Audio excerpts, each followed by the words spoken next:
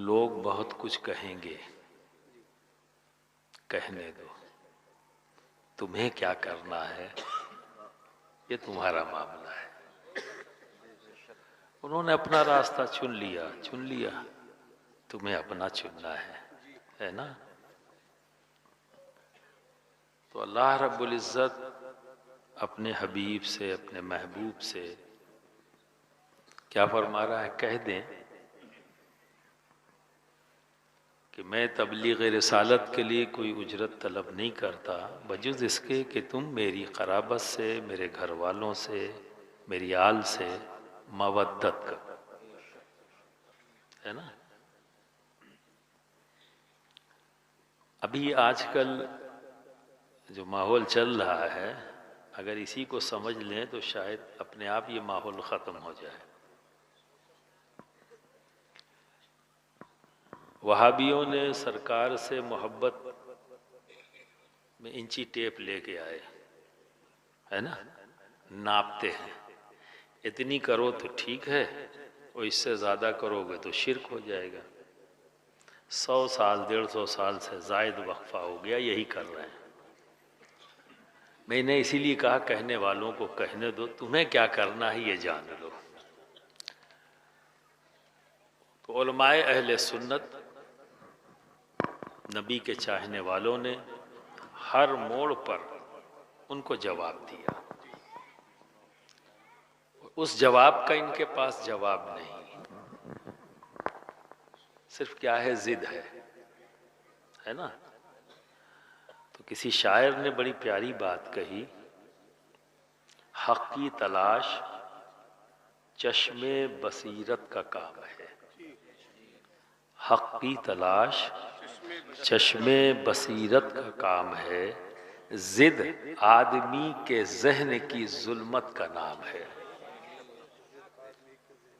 ज़हन की जुल्मत का नाम है। और ये सबको पता है कि जालिमों को अल्लाह पसंद, तो जिन्हें अल्लाह पसंद नहीं करता उनकी सुनते क्यों हो? हमें उनकी सुनो जिन्हें अल्लाह पसंद करता है ना। तो जो जिद करके बैठ जाए उसे 1 2 दिन 4 दिन महीना साल 2 साल नहीं, एक मिसाल मौजूद है कि समझाते चले जा रहे हैं उलमाए अहले सुन्नत, तमाम मशाइख, है ना। जब से ये फिक्र आई तब से उनका रद्द भी कर रहे हैं, समझा भी रहे हैं, पर वो चिड़िया की एक टांग लिए बैठे हैं। इंची टेप अभी भी हाथ से छूटा नहीं, वरवत नापते रहते, इतना इतना इतना तो ठीक है, इससे ज़्यादा तो शिर्क हो जाए, बिदअत, और अच्छा साबित नहीं कर सके। ठीक है, अब ये नया मसला आ गया। तो भाई कुरान ही ने कहा है मवद्दत करने के लिए, आपने तर्जुमा मोहब्बत कर दिया तो हम क्या करें? ठीक है ना। मोहब्बत ये मैं बहुत बार बोल चुका हूँ, लेकिन आज चूंकि वो जो अंदाज है वो नहीं कर सकता, बहुत कंट्रोल भी मुझे करना है, क्योंकि जोश तो आ ही जाता है। मोहब्बत फिर से आपको अगर सुना है तो अच्छी बात है, नहीं सुना है तो सुन लो। मोहब्बत क्या है? हमारी जिंदगी का हर रिश्ता जो हमारे अरीब करीब है, या यूं कह लिए कि सारे रिश्ते, जो उसकी बुनियाद है वो मोहब्बत है या नहीं है? माँ से बेटे का रिश्ता, इसकी क्या बुनियाद है? मोहब्बत। बाप से बेटे का रिश्ता, बुनियाद क्या है इस रिश्ते की? मोहब्बत। शौहर बीवी, बुनियाद क्या है? मोहब्बत। भाई भाई, बुनियाद क्या है? मोहब्बत, है ना। एक मुसलमान से दूसरे मुसलमान की रिश्ते की जो बुनियाद है वो क्या है? मोहब्बत। पड़ोसी और पड़ोसी के दरमियान जो रिश्ता है वो क्या है? मोहब्बत। हर रिश्ते की बुनियाद मोहब्बत है, ठीक है। लेकिन कभी कभी हम ये देखते हैं कि पड़ोसी से पड़ोसी जुदा हो गया, भाई से भाई जुदा हो गया, बाप से बेटा जुदा हो गया, बेटे से बाप जुदा हो गया, शौहर से बीवी जुदा हो गई, बीवी से शौहर जुदा हो गया। होता है ना। और जब ये जुदाई सामने आती है तो पूछा जाए दोस्त और दोस्त के दरमियान क्या है रिश्ता? मोहब्बत। लेकिन इन्हें भी जुदा होते हुए देखा है। होता है या नहीं होता? समझ रहे ना मेरी बात को? तो जब जुदा होने वालों से ये पूछा जाए कि भाई क्या बात हो गई, अगर किसी दोस्त से हम पूछें तो दोस्त कहता है मेरे दोस्त ने मुझे ऐसी बात कह दी जो मुझे बहुत बुरी लगी। माँ जिसकी मोहब्बत में कोई शक व शुबा नहीं, लेकिन ये भी कहते देखा है अपने ही बेटे को, दूर हो जा मेरी नजरों से, मैं तेरी शक्ल भी देखना नहीं चाहती, मैं तुझे अपना दूध नहीं बख्शूंगी। वो माँ जो माचिस की तीली अगर उसके बेटे को कोई लगा दे जलाकर तो तड़प उठे, वही माँ ये कहती भी नजर आती है दूर हो जा। और जब उस माँ से पूछा जाए ये तो तेरे जिगर का टुकड़ा है, तो इसको इतनी बड़ी बात कैसे कह रही है, तो जवाब यही आएगा कि मेरे बेटे ने ऐसा अमल कर दिया या ऐसी बात कह दी जो मुझे बहुत बुरी लगी। जब हम बाप से पूछ लें तो बाप भी यही कहता नजर आएगा, शौहर से अगर पूछे तो शौहर भी यही कहता नजर, मेरी बीवी ने ऐसी बात कह दी और ऐसा अमल कर दिया जिसको मुझे बहुत बुरा लगा। ठीक है।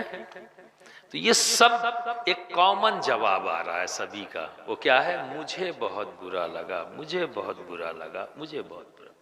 तो क्या समझ में आया? मोहब्बत उसे कहते हैं जहां अपनी जात का ख्याल बाकी होता है।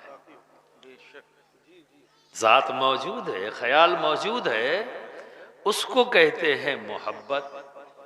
ठीक। और जब जात का ख्याल खत्म हो जाए, ठीक है ना, जो जात का ख्याल खत्म हो जाए उसे इश्क कहते हैं। तो क्या है? इश्क है जहां जात का ख्याल खत्म हो जाए। ठीक है ना। जिसका सबूत सहाबा की मुकद्दस जमात ने बार बार उसका सबूत दिया, बार बार सबूत दिया कि सामने मौत है बज़ाहिर, चाहे वो उहद हो, चाहे वो बदर हो, जहां कहीं भी मेरे आका मौजूद हुए, सहाबा ने बार बार इसका सबूत दिया। हजरत बिलाल ने तपती हुई रेत पर लेटकर नेज़ों के जख्मे बर्दाश्त करके भारी पत्थर उनके सीने मुबारक पर रख दिया गया, पसलियां चटक गईं, लेकिन नामे मोहम्मद लेना नहीं छोड़ा। अल्लाहु अकबर। क्यों? क्योंकि ये वो चीज है जिसे इश्क कहते। तो इश्क में जब इस मंजिल पर बंदा पहुंचता है तो जिससे उसे इश्क होता है बस वही जात, बाकी सब जज्बात खत्म, बाकी रह जाती है तो सिर्फ वही जात जिससे उसे इश्क है। और मोहब्बत उसे कहते हैं जब तक अपनी जात का ख्याल बाकी। तो अब दो बातें तो समझ में आ गई जिसका खूब इस्तेमाल होता है और आप सुनते रहते हैं, है ना, शोरा के जरिए, मुकर्रिरीन के जरिए, मोहब्बत और इश्क, इश्क और मोहब्बत, इश्क और मोहब्बत, है ना, सुनते रहते हैं। लेकिन कुरान मवद्दत की बात कर रहा है।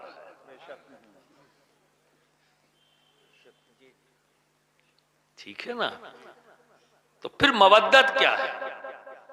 और ये बात सही है भाई, ये बात अच्छी तरह से जान लो। ये बीच में आ गया ना, शुरुआत जिंदगी की मोहब्बत, जो तमाम रिश्ते हैं हमारे, ठीक है, और जाना है हमें कहाँ? इश्क की मंजिल तय करना है। तो मोहब्बत से सफर शुरू होगा और इश्क तक पहुंचना है। तो मोहब्बत के बाद क्या है? कोई तो बीच में होगा जो मुझे इस जज्बे से आगे बढ़ाए, मेरे सफर को वो आगे लेकर चले, तभी तो मैं परफेक्ट बनूंगा उस मंजिल तक जहां पर मेरा ईमान मुकम्मल होगा और अकमलियत तक पहुंचूंगा। और अकमल कब होगा ईमान? जब मैं अपनी जात को भूल जाऊं और फिर जो कुछ भी बचे बस सिर्फ नबी नबी नबी नबी नबी नबी नबी नबी। यहां तक पहुंचने के लिए सहारा किसका लोगे? जी सुभान अल्लाह। तुम्हारा तो एक रिश्ता मोहब्बत का शुरुआत से है और जात का ख्याल बाकी है, तभी जुदाई है। जी ठीक है ना? अब इसको खत्म करना है, वन वे होना है, तभी यहीं से भी सिराते मुस्तकीम मिलेगा सीधा। कहां तक? इश्क तक। जी वहां तक जाना है। किसका सपोर्ट होगा? किसको पकड़कर हम वहां तक पहुंचेंगे? उस मंजिल पर हम कैसे पहुंचेंगे? तो उस मंजिल तक तुम्हें पहुंचाएगी तो मवद्दत, मवद्दत पहुंचाएगी। क्योंकि वहां तुम अपनी जात का ख्याल खत्म कैसे करोगे? अगर इसे मोहब्बत से समझना है तो मवद्दत का अगर तर्जुमा मोहब्बत किया जाए तो करीब होगा क्या? अनकंडीशनल लव, जी गैर मशरूत मोहब्बत, बेशक जिसमें कोई कंडीशन ना हो। तो हम नबी की आल जो मोहब्बत करते हैं वो अनकंडीशनल है, कोई शर्त नहीं लगाते। बेशक सुभान अल्लाह सुभान कि अल्लाह। वो मुफ्ती होगा, जो आल मुफ्ती होगी, मुहद्दिस होगी, मुफस्सिर होगी, हाफिज कुरान होगी, उसी से मोहब्बत करेंगे। अनकंडीशनल, कोई शर्त है ही नहीं। हमारे लिए तो नहीं काफी है कि ये मेरे आका की आल है, सुभान अल्लाह सुभान अल्लाह। इतना ही काफी। वाह वाह वाह। बेशक तो यहीं से तो हमने अपने वजूद के ख्याल को खत्म करने की प्रैक्टिस शुरू की है। जी खत्म कैसे होगा भाई? अपने वजूद का ख्याल। हमें तो कराता है मैं बहुत बड़ा मुफ्ती हूं, कहां पीछा छोड़ा लोगे? मैं बहुत बड़ा मुहद्दिस हूं, कहां से पीछा छोड़ा लोगे?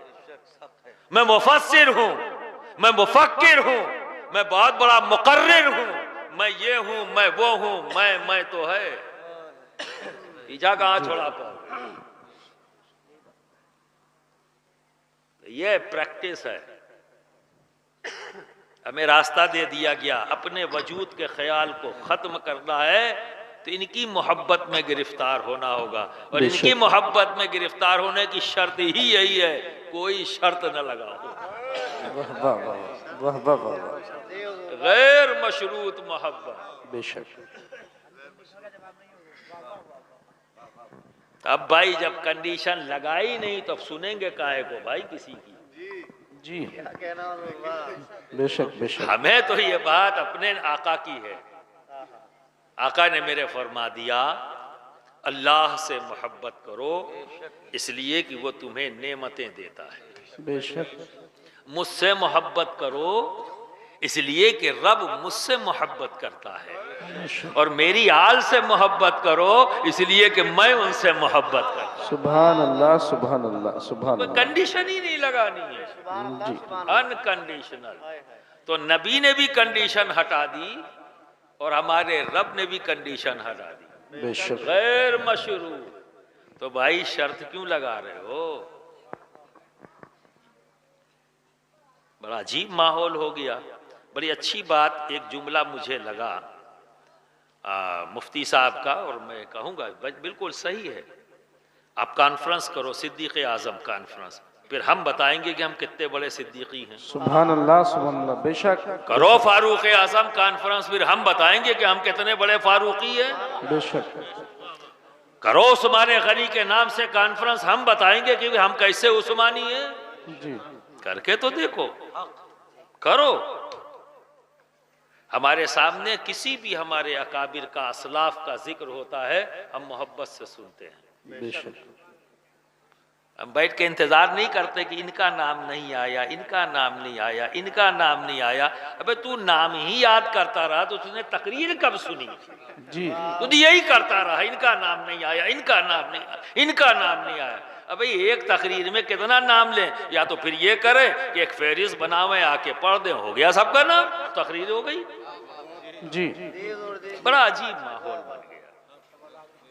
ठीक है, फरमाया। अब भाई ये बात सही है और डंके की चोट पे कहता हूं, और हिंदुस्तान क्या पूरी दुनिया में किसी माँ ने ऐसा बेटा नहीं जना जो मुझे रोक ले अली अली करने से। वाह वाह वाह वाह वाह, नारे तकबीर, नारे रिसालत,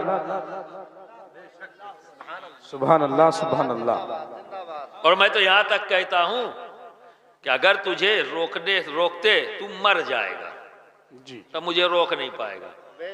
मेरी तो ख्वाहिश है कि मेरी दुनिया से रुखसती जब हो तो अली अली कहते हो। अल्लाह। तू बता तेरी ख्वाहिश क्या है? जी मैं तो अपनी ख्वाहिश बता रहा हूं कि मैं दुनिया से अली अली करके जाना चाहता हूं। जी और क्यों ना करूं, क्यों ना करूं, क्योंकि मैं अली से मोहब्बत करता हूं। बेशक। इसीलिए मेरी किसी के साथ मोहब्बत में कोई शक व शुबहा नहीं, कोई शर्त भी नहीं, शर्त ही नहीं रखी। जिसको जिसको मेरा अली मान लिया उसको उसको मैंने मान लिया वाह, बिना वाह। शर्त। कोई शर्त ही नहीं लगाई भाई, कोई शर्त ही नहीं लगाई, इसलिए कि मैं अली को मानता हूं। जी अली को मानता हूं इसलिए कोई शर्त नहीं लगाई कि मेरे मौला ने जिसे मान लिया कोई तरद्दुद नहीं मुझे मानने में। बेशक। और जो शक शुकू को शुबहात रखे उन्हीं को हम रावजी कहते हैं, और ये कहते हैं कि वो अली से नहीं मानते, जी वो मौला को नहीं मानते। अगर मानते तो कोई शर्त ही नहीं रखते। जी ये तो अहले सुन्नत वल जमात ही है कि जिन्हें जिन्हें अली ने मान लिया अहले सुन्नत ने नारे के साथ मान लिया, सुभान अल्लाह सुभान कोई शर्त अल्लाह। ही नहीं लगाई उन्होंने। जी ठीक है ना?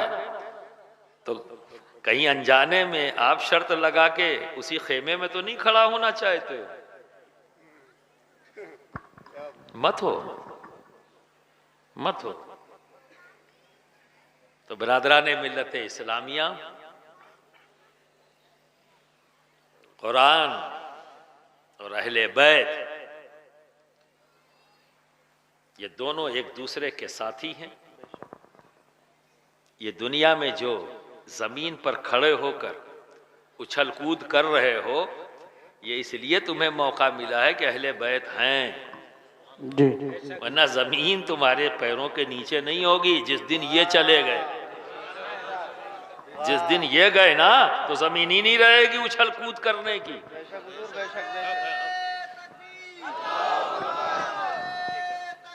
अल्लाहु अकबर क्योंकि ना या रसूलुल्लाह। कुरान अकेला रहेगा ना अहले बैत अकेले रहेंगे। तो कुरान है तो इसमें क्या शक है कि अहले बैत नहीं है? एक साहब ने यह बात बड़ी अजीब से मुझे शिकायत की मेरे ही खानदान के एक फर्द के ताल्लुक से कि वो तो ऐसा बात करते हैं जैसे अहले बैत यही हैं। हमने कहा फिर कौन है? तू है। हमें समझते क्या वो है? जी समझते क्या? वो तो है। तुम बताओ जो तुम्हारा नारा है वो तुम हो क्या? ये तो तुम्हारी खाम ख्याली है। और जिसके बारे में तुम कह रहे हो वो तो अहले बैत है ही है। क्या सबूत? मैंने कहा कुरान। कुरान है, और जिस दिन एक न रहेगा उसी दिन कुरान उठा लिया जाएगा। और कुरान उठा लिया गया, कयामत फिनिश। तो उछल कूद का मौका ही नहीं मिलेगा। तो मत करो ऐसा, मत करो। मौला को मौला मान लो, सुभान अल्लाह। ठीक है ना? और जब मान लोगे तो सबको मानोगे, सिर्फ जबान से नहीं, दिल से तस्लीम कर लो। और जिसने अली मुर्तजा को अपना मौला मान लिया, ठीक है ना, उसके पास कोई शक और शुबहा नहीं है। वो सबको मानता है, सबसे मोहब्बत करता है, सबका एहतराम करता है। तो बरादराने मिल्लत इस्लामिया, बातें बहुत सी होती रहेंगी, आपको क्या करना है? आप वही काम करो। अहले बैत अतहार से गैर मशरूत मोहब्बत करो, ठीक है? कोई कंडीशन मत लगाओ। और जिन्होंने कुरान को बेहतर अंदाज में समझा है। उन समझने वालों की अगर फहरिस्त बताऊं तो बहुत तवील है। ऐसा नहीं है कि एक दो है, हर दौर में ऐसे लोग, चाहे इमाम आजम अबू हनीफा हो, जब आप उनकी जिंदगी उठाकर देखोगे तो जब उन्हें गुलाम बनना हुआ, जानवे अदब तय करना हुआ और अपनी बख्शिश का सामान मुहैया करना हुआ तो अपने इल्म को नहीं रखा। हजरत इमाम सज्जा क्या नाम है, ना हजरत इमाम बाकिर के भाई, नाम इस वक्त ज़हन से निकल रहा है, हजरत इमाम ज़ैद शहीद, उनसे जाकर बैत हुए और उसके बाद हजरत इमाम बाकिर की भी सोहबत इख्तियार की, हजरत इमाम जाफर सादिक की भी सोहबत इख्तियार की और उस सोहबत को बबागे दोहल दुनिया को बताया, छुपाया नहीं, बताया।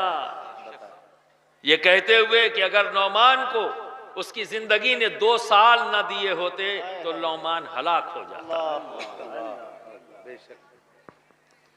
ये वो लोग हैं जिन्होंने कुरान को समझा, और जो कुरान को समझ लेता उसकी जिंदगी का अंदाज बदल जाता है ना।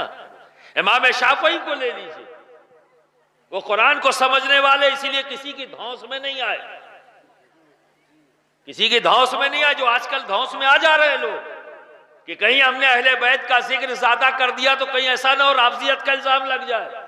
तो बहुत से लोग हैं जो मोहब्बत तो करते हैं, डर के मारे बोलते नहीं है, लेकिन ये इमाम शाफई है, इमाम शाफई है, बमा के द्वार बोल दिया कि अगर मोहब्बत अहले बैत की बुनियाद पर तुम मुझे राबजी कहता हो तो जान लो, हाँ मैं राबजी हूं, मैं राबजी हूं, मैं राबजी हूं। हजरत इमाम मालिक, आप उन्हें देखिए क्या नहीं हुआ उनके साथ, क्या नहीं हुआ। हजरत नफ्स ज़किया के मुरीद हैं आप, और मौला अली से बेपनाह मोहब्बत करते, और उस मोहब्बत की बुनियाद पर आपने फतवा दिया हाकिम वक्त के खिलाफ और अहले बैत के फेवर में, ये कहते हुए कि मैंने जो हक जाना मैं हक के साथ हूं। प्रेशर डाला गया, अपने फतवे को बदल दीजिए, कहा नहीं, हाथ तोड़ दिया गया, फिर भी नहीं, तमाम तरह की अजियतें दी गई, फिर भी नहीं। फिर आखिर में क्या किया गया, इमाम मालिक की दाढ़ी को काट दिया गया, सर को मुड़ा दिया और पूरे जिस्म पर कालिक पोत कर उन्हें गधे पर बैठाल कर पूरे शहर में घुमाया गया। इस तरह से उनकी तजलील की गई, लेकिन वो वहां पे भी मुस्कुराते हुए कह रहे, मैं हक के साथ हूं, मैं अली के साथ हूं, मैं हक के साथ हूं, मैं अली के साथ, मैं हक के साथ हूं, मैं अली के साथ। तो जो कुरान को जितना समझता है, ये अंदाज बताता है उसको कि वो फिर किसी की धौंस में नहीं आता। हैरत की बात है, मैं इसी मुल्क में आ जाइए, हिंदुस्तान में, हिंद के अंदर 2 इमाम है ना।